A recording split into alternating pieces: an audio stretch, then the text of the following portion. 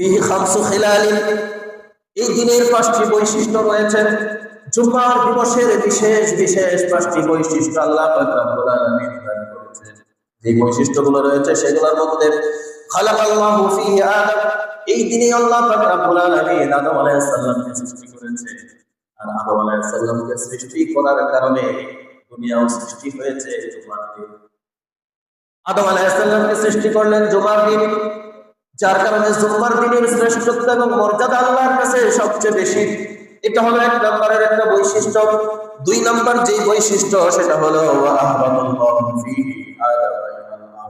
এই দিনে আল্লাহ পাক রব্বুল আলামিন আদম আলাইহিস সালামকে পৃথিবীতে অবতরণ করিয়েছিলেন। সেই দিনটাও ছিল আজকের মতো জুমার দিন।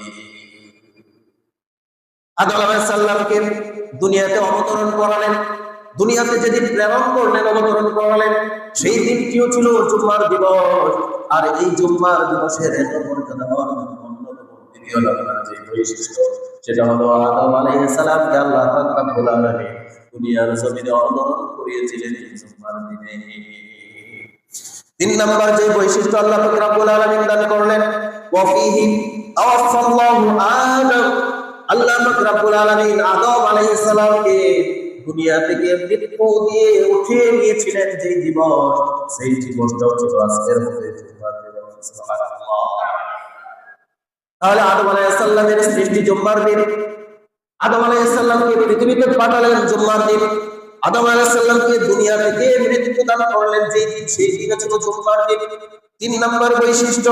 4 নম্বর বৈশিষ্ট্য হচ্ছে ওয়া ফিহি সাআতুন লা ইয়াসআলুল্লাহু ফিহা আল-'আবদু শাইআন ইল্লা আ'তাহু মা লাম ইউসআল হারামা।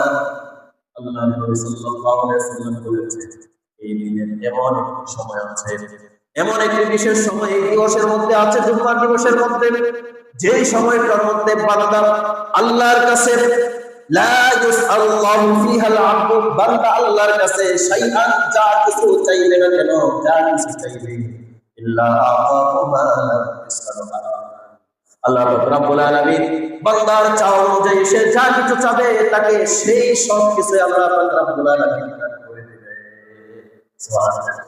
জুমার দিবসে এমন একটা সময় আছে, এমন একটা বিশেষ মুহূর্ত আছে, যে বিশেষ মুহূর্তে আল্লাহর কাছে কেউ যদি দোয়া করে, সেই দোয়া আল্লাহ ফিরাইয়া দেন না, আল্লাহ রাব্বুল আলামিন তার দোয়া কবুল করেন। কিন্তু শর্ত হচ্ছে ইল্লা আ'তাহু, তবে মা লাম ইউসআল হারামান, এমন কোন বস্তু আল্লাহর কাছে চাওয়া যাবে না যে বস্তু হারাম। হারাম কোন বস্তু আমার আল্লাহর কাছে চাওয়া যাবে না। হারাম কোন বিষয়, হারাম সুয়াল, হারাম চাওয়া আবার আল্লাহ পাক রব্বুল আলামিন করবে না। তাফিহি তাকুমু সাআত, এই দিনে কিয়ামত সংঘটিত হবে। 5 নম্বর যে বৈশিষ্ট্য, এই বৈশিষ্ট্যের মধ্যে হচ্ছে এই দিনে কি হবে, কিয়ামত সংঘটিত হবে। তাহলে কিয়ামত হবে কোন দিন? শুক্রবার দিন।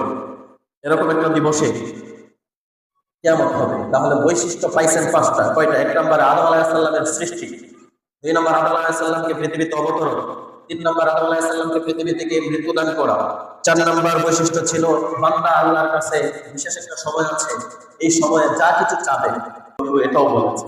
তাহলে আল্লাহর কাছে বিশেষ একটা সময় চাওয়া, যা চাইবে আল্লাহ তাই কবুল করবে, যদি হারাম কিছু না চায়। 5 নম্বর যে বৈশিষ্ট্য ওয়াফিহি তাকুমু সাআহ, কিয়ামত সংঘটিত হবে জুমার দিবসে।